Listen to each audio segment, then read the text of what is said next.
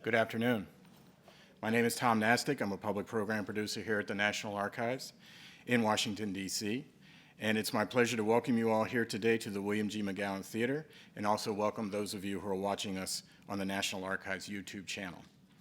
Today, our series of noontime author lectures and book signings continues with Landscapes for the People, George Alexander Grant, first chief photographer for the National Park Service, with our special guests today, Ren and Helen Davis.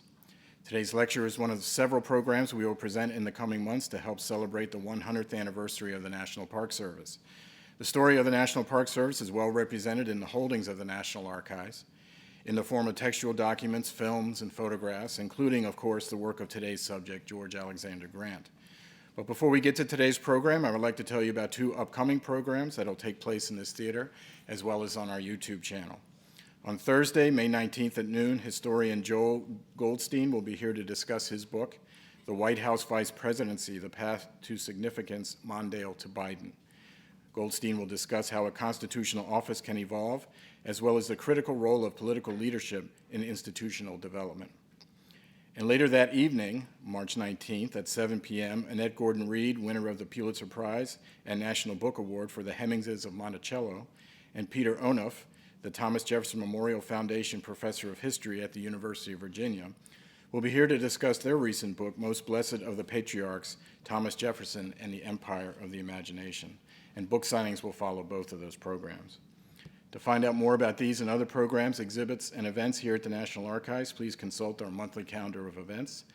There are copies outside the theater, and it is also available online at our website, www.archives.gov.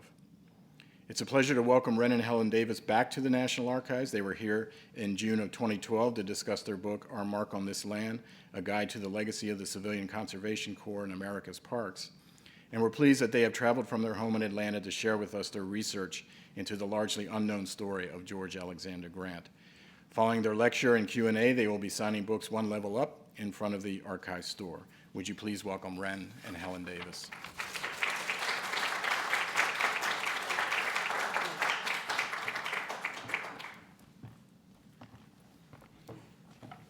Well, thank you very much. We want to thank the National Archives for hosting us, and Tom Nastic, thank you for making all the arrangements for today's presentation. I just want to give a little shout out to our nephews, Patrick and Ted McGee, for hosting us in Arlington, and from Pittsburgh, my dear Aunt Gloria and my cousin Shari came to hear us today. It's exciting to be part of the centennial celebration of the National Park Service and to share the story of our new book, Landscapes for the People. We want to acknowledge Wade Myers, media specialist at the National Park Service Historic Photographic Collection in Charlestown, West Virginia. We could not have written this book without his knowledge, support, and enthusiasm for this project. And also to Dr. Timothy Davis, right here, National Park Service lead historian who specializes in park historic structures and cultural landscapes. Tim generously took the time to review our manuscript, add to our research, and pen the book's forward. And we're looking forward to his new book, National Park Roads, A Legacy in the American Landscape, due for release this fall by the University of Virginia Press. And we are delighted that he could join us today to share his perspective on George Grant's role within the National Park Service. So Ren, Tim, and I will take turns presenting today. This first picture you're looking at was taken in 1933, and it is Jackson Lake at the Grand Tetons National Park. The men in the foreground were part of the Civilian Conservation Corps, and when we saw this picture in 2006, while doing research in the National Park Service Historic Photographic Collection, I said to Ren, I think this is an Ansel Adams photograph. And turning it over, we were introduced to George Grant. After discovering several similar images, we asked archivist Tom Durant, who is George Grant? And we later learned he was the first staff photographer of the National Park Service. And we asked, well, why have we never heard his name? And he said, well, in his role, almost everything he did was labeled National Park Service. So many have viewed his photographs, but very few know his name. Well, shortly after we returned from that initial visit to the archives in 2012, I was reading an article in Outdoor Photographer magazine, and the author of the article made reference to Ansel Adams as an elder in the field of American landscape photography. And we kind of looked at each other and said, I think we have discovered an unknown elder, someone who deserves recognition. So when we talk about the elders of American landscape photography, who might we be talking about? So here's a sort of a Cliff Notes version of a few of those notable photographers. Probably the first was Carlton Watkins. Born in 1829, he traveled to California for the gold rush, but opened up a photography studio in San Francisco, and it was his photographs of the Yosemite Valley and the Mariposa Grove of redwoods that was instrumental in the passage of legislation in 1864, setting those natural wonders aside for preservation. Possibly the finest and best-known pioneer landscape photographer was William Henry Jackson. A Civil War veteran, he accompanied the Hayden expedition to the Yellowstone in 1871 and 72, and it was his photographs, along with Thomas Moran's monumental paintings, that were instrumental in persuading Congress to establish Yellowstone as the world's first national park in 1872. And this photograph here at the bottom, this is a photograph of William Henry Jackson. He's in his mid-90s in the National Park Service darkroom in the mid-1930s. The portrait was taken by George Grant. Now, possibly the finest landscape photographer of the 20th century, by all accounts, would have been Ansel Adams, noted for his stunning black and white images, oftentimes of iconic national park sites that were so often associated with the national parks. He did a number of commissioned projects for the Park Service. The best known might be his murals project that he began in the early 1940s and was completed later. And while he's associated with the Park Service, nearly all of his work done for the Park Service and for the Department of the Interior was as a commissioned artist, not as an employee. But just stunning, beautiful black and white photographs. This is a very recognized one, clearing storm at Yosemite Valley that he took in 1944. Elliott Porter was a student of Ansel Adams and Alfred Stieglitz. Actually trained as a physician, but he gave up his medical practice in 1938 to pursue photography full-time, and he chose color photography as his genre, if you would. And he was very active in working with the Sierra Club and other organizations to promote environmental preservation. And it was his milestone book in 1962, In Wildness is the Preservation of the World, that paired his beautiful color photographs with the words of Henry David Thoreau. Another student of Ansel Adams was Philip Hyde, and he joined Adams and Porter as a regular photographer for the Sierra Club. If you have Sierra Club calendars and books from the 60s and the 70s, you've got some Hyde, Porter, and Adams photographs in your collection. And two of his books, The Point Reyes Peninsula, Island in Time, published in 1962, and later The Wild Cascades of Forgotten Parkland, published in 1965, were instrumental in the establishment of the Point Reyes National Seashore and North Cascades National Park. Now, the one elder that's still actively working is David Munch, often called the Ansel Adams of color photography. Vivid, beautiful landscapes, principally of the American West, but iconic, beautiful images. If you've subscribed to Arizona Highways, you have seen a lot of David Munch's photography. And his father, Joseph Munch, was a renowned photographer, as is David's son, Mark. Well, 6 years after our introduction to George Grant, in August of 2012, we returned to the photo archives to learn more about George Grant and to determine if there was enough information to write a book about him. We were pleased to learn of the interest in a book about George Grant, and we began to look at some of his photographs and scanned several. In January of 2013, we gave a presentation at the Metropolitan Atlanta group of the Sierra Club, and in the audience was Elizabeth Knowlton, a retired archivist with the Georgia Archives, and she offered her expertise to help track down some family of lifelong bachelor George Grant. She found an address for his niece, Mary Grant McMullen, and that led to us communicating with his 3 nieces, Nancy, Mary, and Anne, who are now all in their 80s, and his grandniece, Diana Hastings. In April of 2013, we made a trip to St. Michael's Public Library in Maryland, and there we met with some of the family. Anne opened a brown paper bag and said, "This belonged to my Uncle George."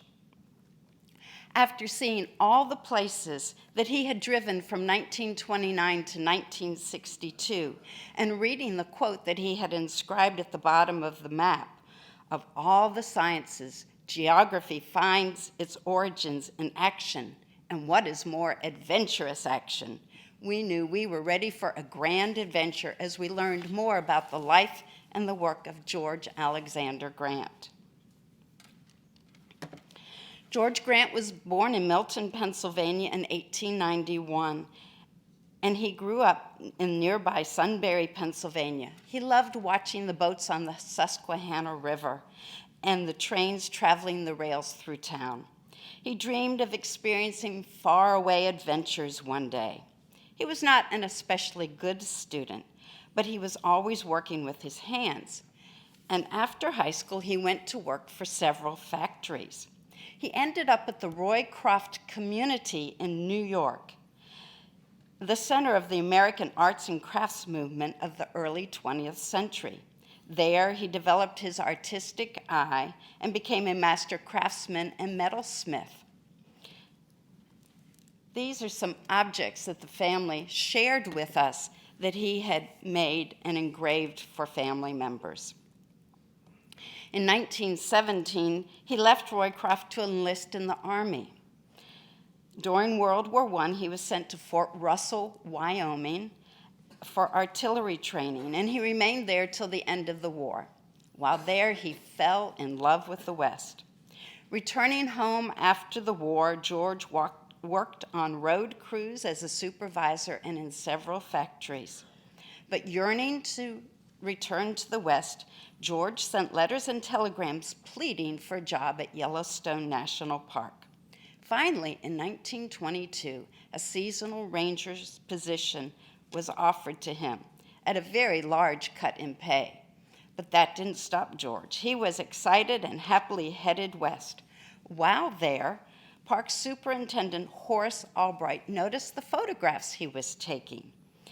And it appears that this may have been the first time in George's life that he picked up a camera to take pictures at age 31. At the end of the season, Grant was offered that coveted full-time position. Following a horseback riding accident, Grant realized the rigors and the work of a backcountry ranger really did not get him to his new goal to become a master photographer. He reluctantly resigned, but said to Superintendent Albright, "I hope one day to come back as the official photographer for the National Park Service."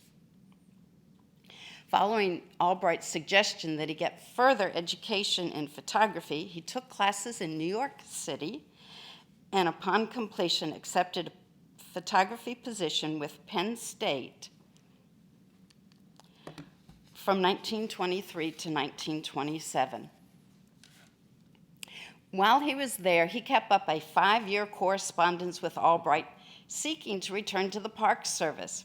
You know, I think his letters almost became, what would you call it, Ren? Harassment? Harassment, okay. One of the letters he puts, "The National Park Service needs me." Finally, there was a position approved in the fall of 1928, but no funding. Well, that didn't stop George. He went out and he bought a new set of photography equipment, packed up his car, and headed to Southern California. He was going to stay with some friends he had there because he knew that he would be located in Berkeley once the funding came through. Well, not until April of 1929 did some outside funding was acquired for 18 months, and Grant was hired as the first National Park Service staff photographer. That 18 months was so important because it helped to prove the value of his role as a photographer and he was then promoted in 1931 to the chief photographer.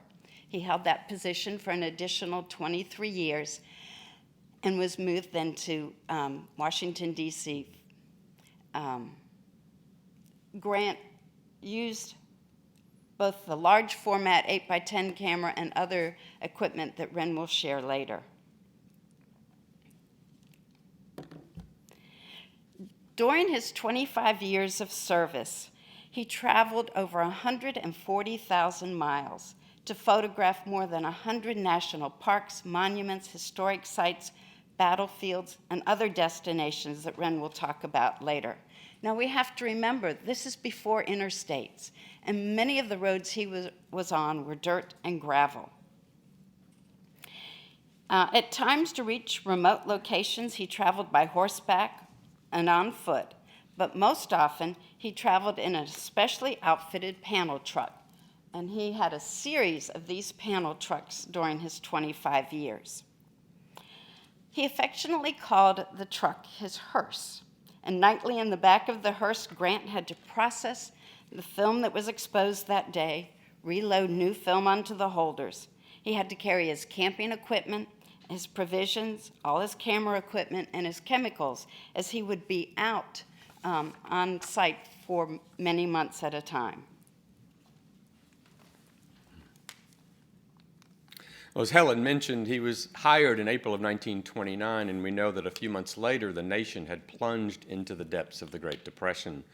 And at that point, the Park Service was cut back to true austerity budgets. And so it's likely, had he not had the option to take that position in April of 1929, it might have been years before this position would have been created. But with the election and inauguration of Franklin Roosevelt in March of 1933, it truly ushered in what's often been described as a golden age for the national parks.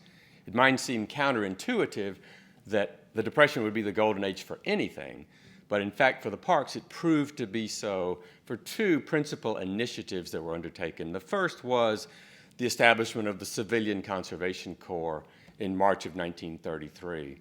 Over the 9 years of the CCC, more than 3 million young men were employed in forestry work, in erosion control, but also in state and national parks. And the resources and manpower were instrumental in further developing and improving our national parks and making them more accessible. So that was one.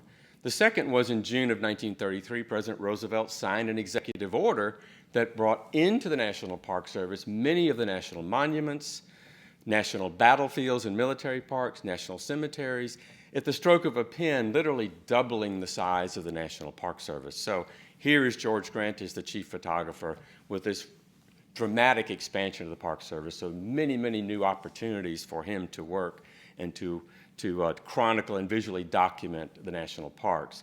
And one of the aspects of that was he did a lot of documentation of the men of the CCC working in the national parks. And we've got two examples of the many of them here. The bottom left, this is a crew of CCC men clearing the snow from the upper elevation roadway at Rocky Mountain National Park in June of 1933. And then a nice young group of young CCC men on their lunch break at Glacier National Park in Montana, also in 1933. Another thing that was also happening, if you think back to the 1920s, nearly all of the national parks were in the West, but nearly most Americans lived in the East. So as a consequence, the national parks were really not accessible to everyday Americans unless you had the time and the money to get there.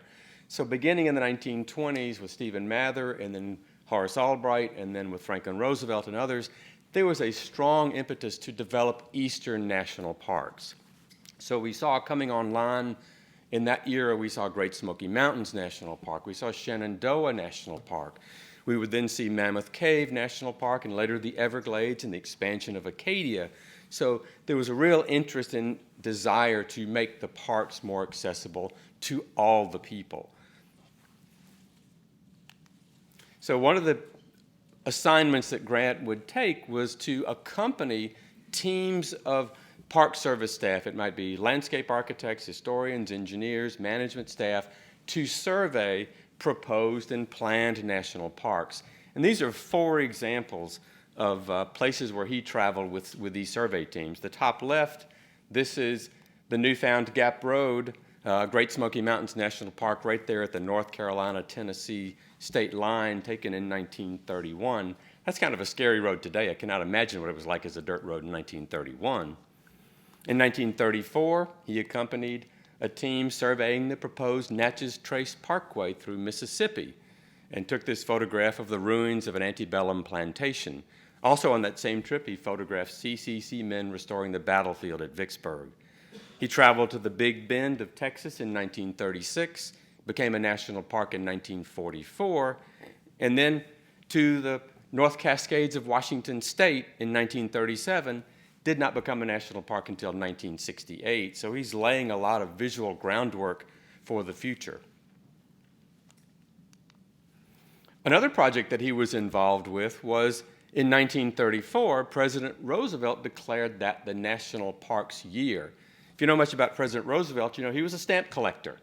And he asked that the Secretary of the Interior and the Postmaster General get together to issue a series of postage stamps depicting scenes from the national parks that would be adapted from photographs, another way to promote visitation of the national parks by everyday Americans.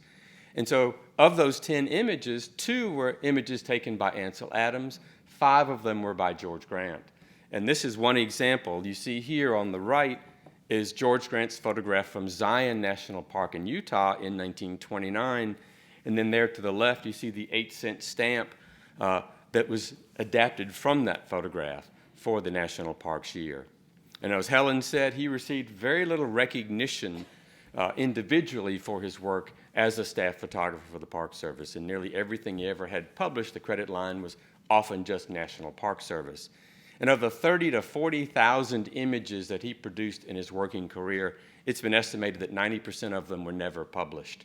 They're in vaults in the Park Service archives. But he never viewed himself as a fine art photographer. He saw himself as a photojournalist, a documentary photographer, an editorial photographer. And he was an assignment photographer. Whatever the Park Service needed, he was able to produce for them. It might be just beautiful landscapes for brochures and promotional materials. Also, it would be people enjoying the parks. Again, that's part of the impetus to promote park visitation. Think of it almost as like propaganda photography, if you would. But he was also asked to take portraits. He never saw himself as a portrait photographer, but he was skilled at it, and you will see a few of those in a few minutes. He'd also take technical images for museum exhibits and for official and scientific reports. So whatever was needed, he had the skills and the capability to produce. His images appeared in books, newspapers, and magazines, including at least 2 instances where his work was featured prominently in National Geographic. This particular image is one that I think blends the beautiful landscape photography. This is a place called Ricksecker Point in Mount Rainier National Park in Washington State. A beautiful landscape on its own, but then you see the people enjoying that landscape from that pull-out. I love it. It's a timeless image and a timely image at the same time. And just as Helen alluded to, we are not the only people that have occasionally mistaken a George Grant image for an Ansel Adams. It's interesting because their work reflected their different backgrounds, but at the same time, it expressed their common love of the American landscape. If you know much about Ansel Adams, you know that he was trained as a classical musician, a pianist. And people have often described his photographs as symphonies of light and shadow. And they really and truly can stand on their own. An Ansel Adams fine art photograph almost doesn't need a caption. It's just beautiful hanging on your wall if you can afford it. But George Grant came to his photography from the Avenue as a master craftsman. He brought that skill set of high technical quality and composition, but also his photographs were always intended to be part of a larger narrative, to be embedded with words or to support an exhibit, not necessarily as fine art to hang on a wall, although that did happen in many instances. They were colleagues and contemporaries. We know for a fact that they did know each other and often worked for the same senior officials within the Department of the Interior and the Park Service. The one tantalizing piece of evidence that we had was in the Park Service archives, we found George Grant's continuing federal employment application that he had to complete after World War II, that he had to list character references, and two of those references, one was Edward Steichen, a renowned photographer of that era and the chief photographer for the U.S. Navy in World War II, and Ansel Adams. So that told us that they knew each other. We looked and looked for more direct links, but were not successful in finding those. Two examples, they would often photograph the same subjects, and here's two examples. You can see the top right. This is George Grant's photograph he took at the dedication of Hoover Dam in 1939. And below that is Ansel Adams' photograph of the Hoover Dam taken in 1942. We kind of like to think that Ansel got to Hoover Dam and looked and said, I think George took my picture from right about here, so this is where I'll stand. Can't say that for a fact, but we'd like to think that. So what were the tools of his craft? If you're a photographer today, it's pretty simple. You've got your digital camera, your cell phone, you go out and take hundreds of pictures and pick out 3 or 4 and say, these are great. This was hard, tedious work that these men in this era who were taking these photographs. His most frequently used tool was his 5x7 view camera like this. It's a wooden box with a lens and a bellows and the hood over the top, like you might have seen the old-time photographers. It's a heavy piece of equipment. You have a heavy tripod. When he's going in the field with this camera, it's about 30 to 40 to 50 pounds of equipment that he's lugging into the backcountry with him. So that was his principal tool. When he was on trips into the remote backcountry, like on horseback or on foot, he would likely take a smaller camera, a 120 roll film camera, produce perfectly acceptable images, a little bit smaller, lighter weight, lighter tripod, easier to manage in the backcountry. At the very end of his career, for one particular assignment when he was asked to photograph archaeological work for the Missouri River Basin Project up in South Dakota and Nebraska and in the upper Midwest, he requested and was given permission to acquire a Leica 35 millimeter rangefinder camera for that pure documentary work. He retired in 1954 and died 10 years later in 1964. And after his death, he was recognized as an eminent photographer of the National Park Service. And Park Service historians today will tell you that George Grant's photography is the benchmark against which all other National Park Service photographers were measured.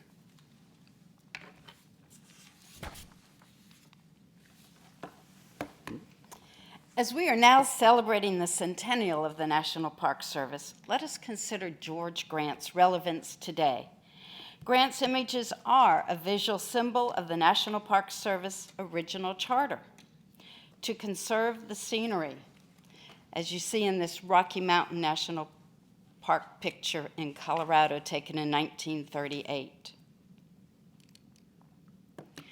And the natural and historic objects and the wildlife therein. The Grand Tetons in Wyoming in 1936. And to provide for the enjoyment of the same. This young couple is really enjoying the Grand Canyon in Arizona, picture taken in 1929. In such manner, and by such means as will leave them unimpaired for the enjoyment of future generations. This is at Crater Lake in Oregon in 1941. I don't think we dress that way for tours these days anymore.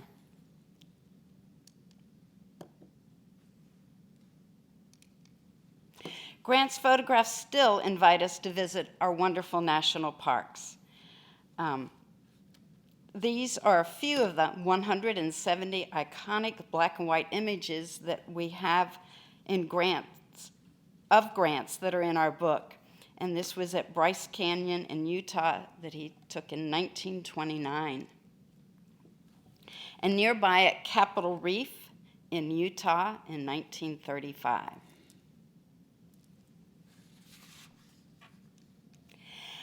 I especially love this photograph of the sand dunes near Stovepipe Wells in Death Valley National Park in California. He took this in 1935. And then in 1937, George entered this photograph in a competition with 300 other photographers, including Ansel Adams. And Grant won the first place in the inaugural New York Explorers Club photography competition. I love the sheer cliffs of Canyon de Chelly at the National Monument. He took this in 1940. And this is truly a picture of people enjoying our national parks. This horseback party viewing the Yellowstone River Falls at Yellowstone National Park, Wyoming in 1933. I love this picture of the sequoia tree at Sequoia National Park in California in 1940, and I'm sure your eye goes right away to this vehicle going under the tunnel carved from the sequoia tree. But did you notice this gal? You know, Grant loved to hide people in the landscapes of his pictures, and we called this his "Where is Waldo" imagery.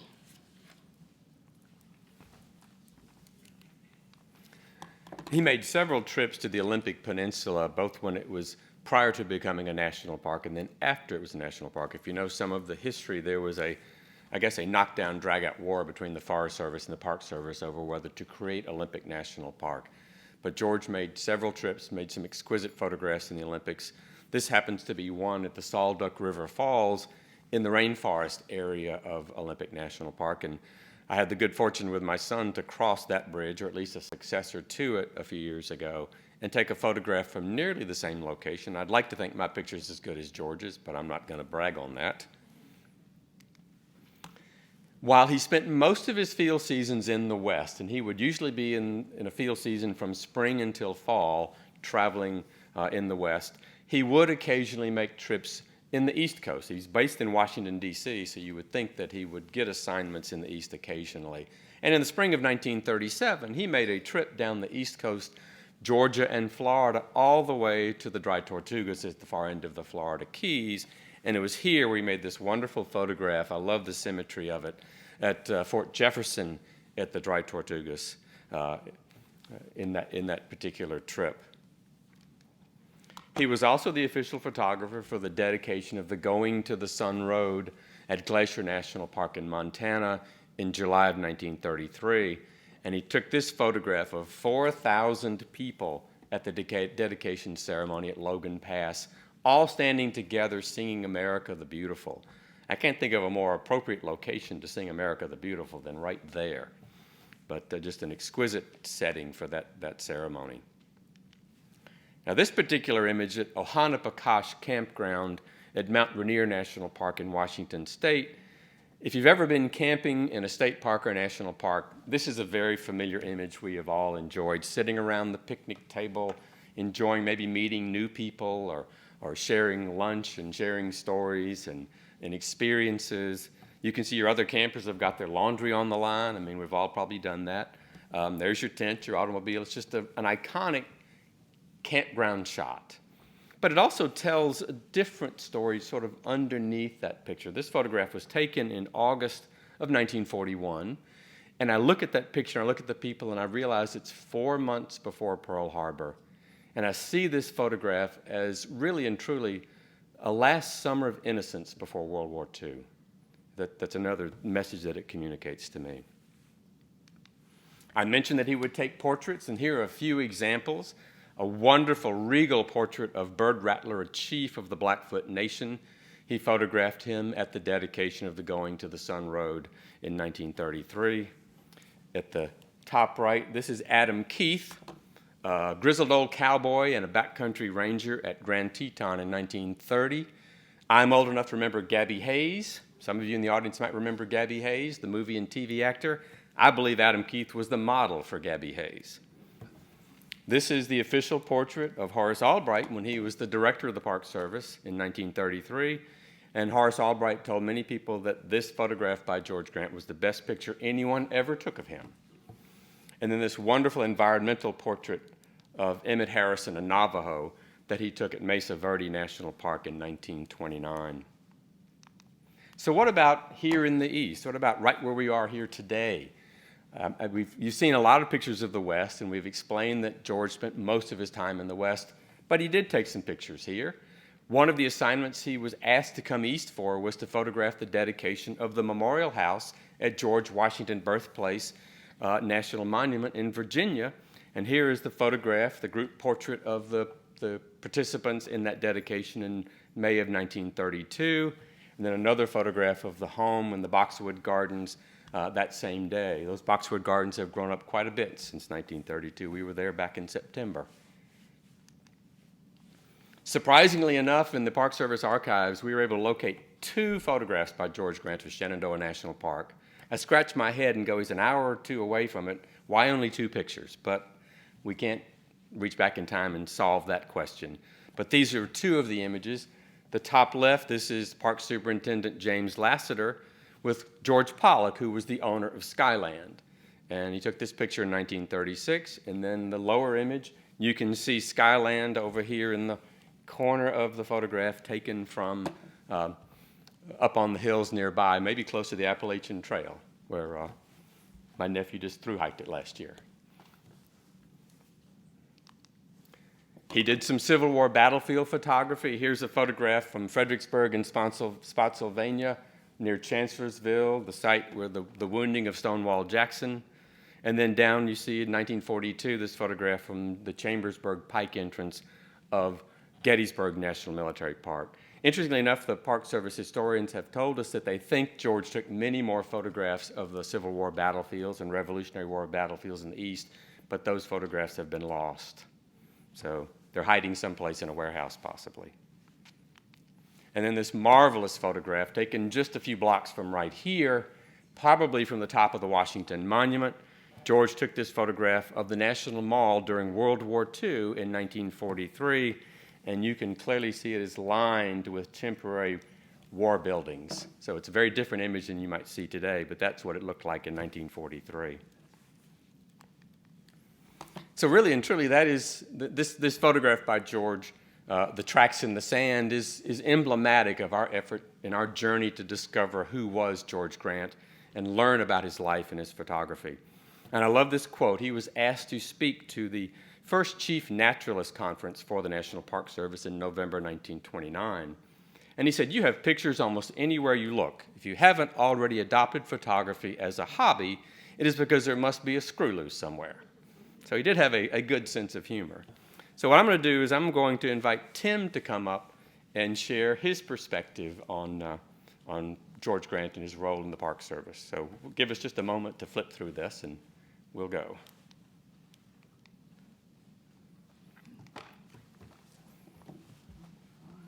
Do you know what to do? I think you need to click out. Click to exit.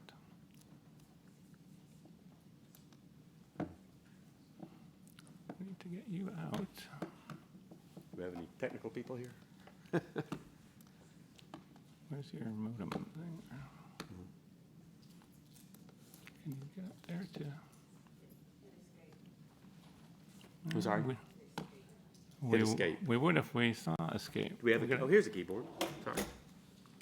Bingo. There we go. And then just close that. There you go. Okay, there's the keyboard. Okay. Now you're good. Okay. I'm going to bring this up. I'm going to move that down there. And, oh, no. There you go. You're up. Why didn't that change? Well, we'll go from this one. You're doing, Yeah. going to go up to slideshow? Here we go. And then just, you can go back and forth. Okay. Now, I want to thank Ren and Helen Davis, no relation, we forgot to mention, for inviting me to get involved with this. I have come from a bit of a different perspective, and I think it shows, even in the concept of the talk, I think, because I think I'm coming from it as a historian of the National Park Service, and also as a photographer and an historian of photography. So one thing, I don't see Grant so much as an unknown elder. I was just thinking that as we were talking, which is I switched it around a little bit, as a missing link. He's a missing link between that 19th century of exploration photography, William Henry Jackson, Timothy O'Sullivan, and the 20th century post-Adams landscape photography that we think of today. And he's very much with a foot in both worlds. And also, it's interesting, he's certainly not unknown to us Park Service people. He's very known, but what Ren and Helen have done is they've called attention to him. We've used his photographs. I've used his photographs in books and magazines and articles and presentations. Everybody uses them, but nobody really thinks about George Grant. They're usually uncredited. So I think it's particularly appropriate in this centennial year that they've focused attention on this important aspect of National Park Service history that's been known but overlooked, and also to place him in that context. And again, from my perspective, he has more in common. He may not be as robust as William Henry Jackson and some of these folks who were tramping around the West, just after the Indian Wars. But he has more similarities with that than with the people like Adams and Weston. He's working for the government. He's sublimating his artistic ambitions to his government mission. And most of his work appears in poor reproductions in government reports, or here, Jackson's photograph in Harper's. A lot of that Grant stuff ended up in popular publications as well. And also stylistically. Okay. That's obviously not the button we want to push. There we go. This kind of interest in topographic exposition and detail, these medium tone, high definition prints, everything is in focus, everything is clear. It's about information, as the straightforward, ostensibly, but of course informed by artistic composition, presentation of information. That's Grant on the left and O'Sullivan on the right in 19th century photographs. If we look at Adams, it's a totally different animal. Adams is an artist. His photographs, they use the national parks, they use the national park landscapes, but an Ansel Adams photograph is about Ansel Adams. It's about, as title of one of his first books, My Camera in the National Parks. He's got his eye on MoMA, on Museum of Modern Art, on Stieglitz's gallery, on the history of art. And so he's less concerned with making an informational photograph, with making a dramatic photograph. He uses filters to heighten contrast. He uses telephoto lens also to heighten things. He uses a lot of manipulations, partly based with association with modernist modernist artists. While Grant is laboring in the Penn State darkroom, he's hanging out with George O'Keeffe and John Marin and Stieglitz and Paul Strand, with Strand and Weston inventing this new approach to photography, was known as straight photography, and then the group F64, which is all about extremely fine rendition with big negatives. If you compare Adams and Grant's photographs of the Tetons on the top, the one on the left is obviously much more dramatic. It's hard to take an undramatic photograph of the Tetons, but Grant almost succeeds here. It's very well balanced. It doesn't scream, I'm being taken by a photographer. It shows there's a road providing access, which the Park Service wanted to show.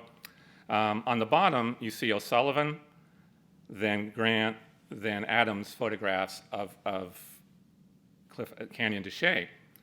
And you see the two on the left give you a lot more detailed information. But Adams isn't about that. He's making a composition. You don't even see really 3 dimensions in the Adams photograph. But Adams's photograph would not have worked in these publications, in these educational work that Grant's photographs were used for. And you can be sure Adams wouldn't take a photograph of a bunch of people smiling from a ruin. You don't see a lot of people in Grant's photograph, in Adams's photographs, but that was one of Grant's missions.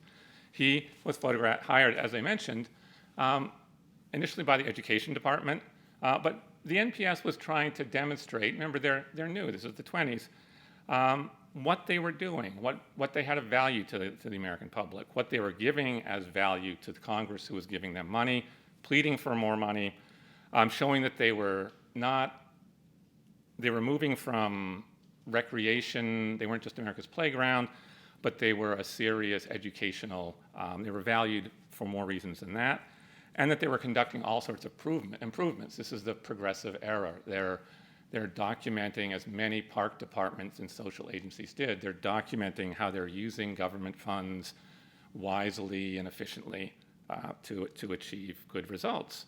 And this necessitates a lot of kind of bread and butter photographs. These are Grant's photographs in use.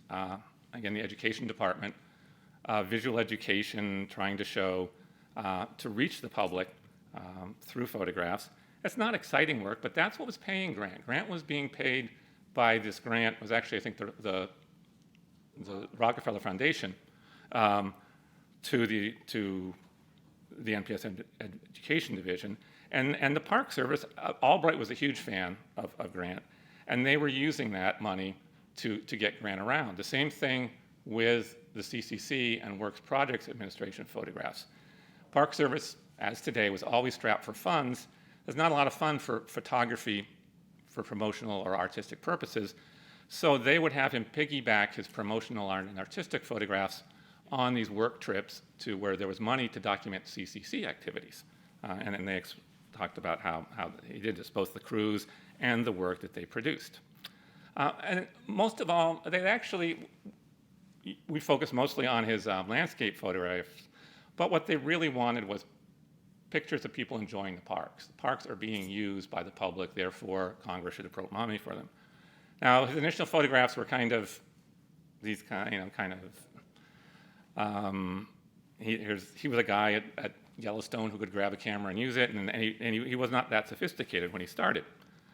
When he comes back and he starts being hired, even the Park Service people saying these are pretty cliche. These like kind of picturesque photographs with hopelessly posed people or staring right at the camera. You got to work on this, George. You see this one. I mean, one of the things also thanking our hosts here. I was able, because I'm here, to spend some more time digging through all the grant-related material, all the letters telling him what to do and what not to do, and complaining about him and praising him up at College Park. Another thing he did, he was almost too technically proficient for his own good. Out in the Glacier photographs and some of these other places, in order to counteract, to compensate for the difficulty of taking photographs with that harsh western sun, he would use fill and flash. But as you can see, he would flash, and that way it lights up all the things in the shadows, under people's hats and behind walls. But he overdoes it a lot, and you see they almost look like movie stills, this weird sort of studio quality. And the one on the bottom, it almost looks like they're in a diorama at the Museum of Natural History or something, with this flat background and this hyper-exposed front. He also gravitated towards a certain type of visitor, and he was chastised for that. Isabel Story, the director of information, is like, George, our audience is families, children. We've got enough pretty girls. Lay off the pretty girls. And which was an interesting issue because actually out in the field, the directors are saying, we want pretty, that's going to get people in our parks. But the Park Service brass wanted a slightly more family-oriented, high-level image. And then here you see again, they want people. There's a funny letter where they're chastising them about, want to go to White Sands again, right? Every photographer wants to go to White Sands and take pictures of sand dunes. But they don't want the artsy ones on the left. They want somebody in it. Or his prize-winning Death Valley photograph gets stuck in with a bunch of cactuses and other, Western desert pictures. It's not the kind of treatment an Ansel Adams would be getting. He does eventually get much, much better at the people photographs. The pretty girls are still there. But in terms of composition, in terms of technique, and more of a sense of relaxed, observational, but not, hey, hi, I'm here with a camera. And again, Ansel Adams isn't going to take a picture of people holding up big fish. But that's what the Park Service needed. And also on the bottom there showing a new educational facility. The same thing with his photographs of of park improvements. I mean, I had the same sense. I hadn't heard your Where's Waldo comment, but a lot of these pictures, ostensibly pictures documenting CCC and other improvements, there's this Where's Waldo quality of where's the improvement? Okay, there's a tunnel at Scotts Bluff. Somewhere in the way down the bottom there's a visitor center. You can barely see those two bridges, Devil's Tower and Yellowstone. I think some of his best work was done in Glacier, where he combines the stuff.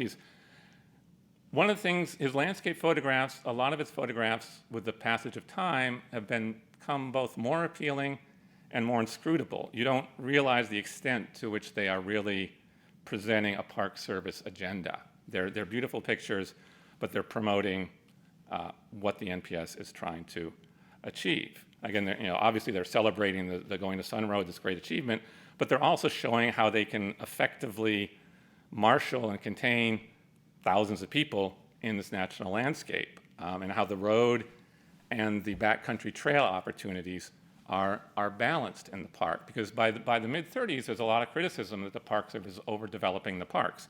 And again, you got your pretty girls. And here again, there's a whole series where they're trying to emphasize that parks, only a tiny portion of the parks is being used for cars and overdevelopment. Most of the parks, Stephen Mather and Albright, the first two directors, thought of Glacier as a trail park, horse trails. Now we think of it mostly as going to the Sun Road. The picture on the bottom left of Olympic National Park is showing that this is a debate that you alluded to about the creation of Olympic National Park. There was concern that the Park Service was overdevelopment, but it was really one of our first wilderness parks. So here you see a Park Service ranger and nothing else as a sign of man. The picture on the right of Skyline Drive, of Great Smoky Mountain National Park, it's ostensibly about, it's an anonymous feature, the Great Smokies, but it's actually also showing this horribly burned over foreground as part of an argument that we were having with the Wilderness Society, saying you're destroying all this virgin nature. And we're going, virgin nature? This has been logged over, mined, burned. A lot of these photographs have these agendas that we've lost. And I think this cover photograph is really propitious because it has that message too. You spoke of it about people enjoying the parks, but it has that whole Park Service Organic Act thing. It's preserving scenery, allowing for its enjoyment, but keeping impairment to a very tiny portion. And it's interesting that, again, at this time, the Park Service is having huge fights with the Mazamas and the Mountaineers about purported overdevelopment in Mount Rainier. And we're saying, well, only about 10 or 15% of the park has features that are affecting, that show human use, and they're carefully designed to contain people, and they're rustically designed to meld with the environment. And to me, this picture just encapsulates that. Now, again, as they noted, here's Grant at the apex of his career in a way, but he's completely passed over by Adams, who is much more gregarious, much more self-promoting. He sends a book he did on the Kings Canyon area to Ickes, the director of the Interior, Secretary of the Interior, who loves it, shows it to FDR. FDR actually steals his copy. Ickes has to get another one. And Ickes is always falling for these bright young, people like Bob Marshall, the wilderness advocate, over NPS staff. And then in a perfect example, Ickes hires Adams to do this the Department of Interior mural project, and you saw some pictures of that. It was never actually completed because of World War II. But an even greater irony, tragedy, is that on assignment for this, Adams takes one of his probably two most famous pictures, the moonrise over Hernandez, as he's off to take pictures on the Interior Department's dime. And he got more money as a private consultant than any photographer in the history of the Park Service. So it's kind of ironic that our unappreciated elder got bypassed. And as you noted, he also, as a Park Service, in terms of the Park Service work, he becomes less essential. I mean, with 35 millimeter photography, after fashion, anybody becomes a photographer. You don't need to be able to do single image, view camera, film handling. And you can take thousands of photographs, hundreds of photographs. You don't have to do this laborious lantern slide, hand coloring for public presentations. So the idea of an art photographer of the Park Service becomes, in a way, it's harder to justify, harder to support. He can't support himself doing that kind of bread and butter work. And he has his personal issues as well, and budgetary issues with the Park Service, which we're facing today. The last two main photographers for the Park Service, full-time, large-format photographers, worked for the historic documentation programs. They both retired 3 to 5 years ago and haven't been replaced because, on the one hand, there's a sense that with digital photography, anybody can take photographs, even more so than with 35mm photographer, and the ongoing budget images. So again, he's a link in many ways between 19th century landscape photography, landscape ideas, and 20th century. So again, I want to thank you for just letting me talk a little bit about these things and open it up to questions. And I think Tom had said, please go to the microphone if you have a question. Should we get back to a pretty... Yes. Hi, I'm an assistant curator over at the National Postal Museum, so I really found this to be fascinating, but I've got some questions. I've got 1,000, but I'm gonna try to just condense it to 3. Okay.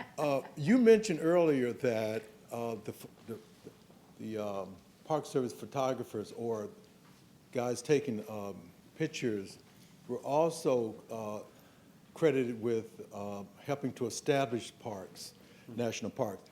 First of all, this is the first time I'm ever hearing that the photography played a role in the development of the national parks. And the second question I have is that when he was at Yellowstone, Jack Haynes was also a photographer, and one of his pictures, one of his images was used for the basis for the Old Faithful stamp. So I'm just curious if Haynes, if Grant was a staff photographer at Yellowstone, why didn't he take those pictures? And I understand that Roosevelt was also there at the same time, and there are a number of pictures of Roosevelt that were taken by Haynes. So I guess the question I'm asking is, what was the relationship between Haynes and Grant? Because a lot of the photographs, particularly the 1930s, are attributed to Jack Haynes. And my final question is, you mentioned that about 90% of his material has not been displayed. We are entering the centennial of the National Park Service. Will the National Park Service take the lead in exhibiting his material? Thank you. I'll try to answer them in order, and I hope Tim will jump in as well. Yeah. In regards to the influence of photography in establishing national parks, anecdotally, it's been noted that William Henry Jackson's photographs, when presented to members of Congress, it sort of opened their eyes, that they had heard stories about the Yellowstone, they had heard stories about some of these beautiful wonders of the West, but they often thought of them as exaggerations.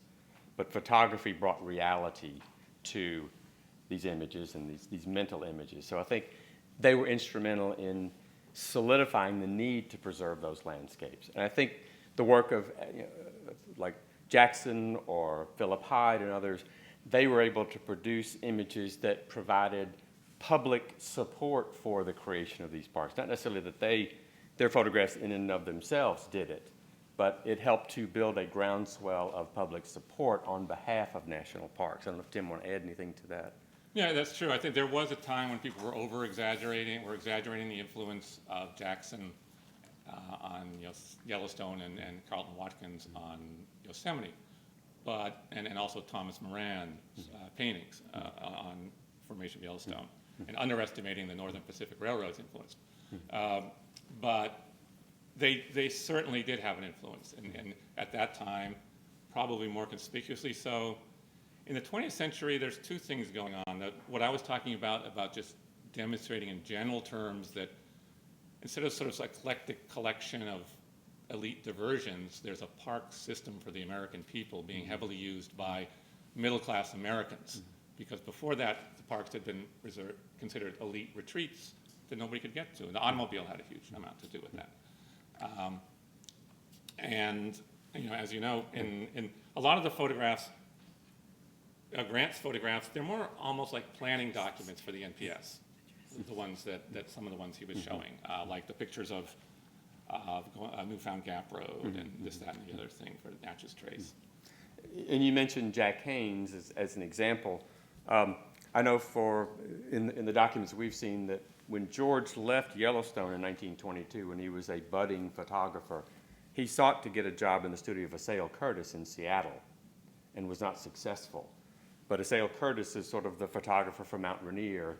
So I think George was maybe the staff photographer, the chief photographer, but the Park Service was using other people's work frequently to promote the photographs. And in regard to the stamps, there was a number of photographers that were whose work was looked at for the stamps, and 3 of the images were from commercial studios that they were just selected from stock images, if you would. The 2 were from Ansel Adams, and I think the El Capitan image might have been the one that was the Ansel Adams was the first one. It could have been a Haynes image for I can't remember if it was. It was for the Old Faithful. The Old Faithful image. But George was involved in selecting those images, so maybe it's not surprising that 5 of the pictures were by George. He's involved in choosing which ones to actually use. And the NPS was actually very concerned about, they didn't want to be relying on outside photographers. There were copyright issues. A lot of them were dated. I mean, as you see, cars and clothes change. They want to update them. They don't want to have to pay to update them. They don't want to pay. If you look at the early, there was this thing called the National Parks Portfolio that was put together in 1915, 1916 to promote the creation of the National Park Service. And it's heavily illustrated, poorly reproduced, funded by the railroads again, to sing the praises of the parks. And it's all not people like Haynes, his father, and others. And in the early 20s, National Annual Directors Reports, they're using those kind of photographs. They're using staff photographs that aren't that great. They're using Friends in the Sierra Club's photographs. Ansel Adams, before he becomes Ansel Adams, has a few photographs in these reports.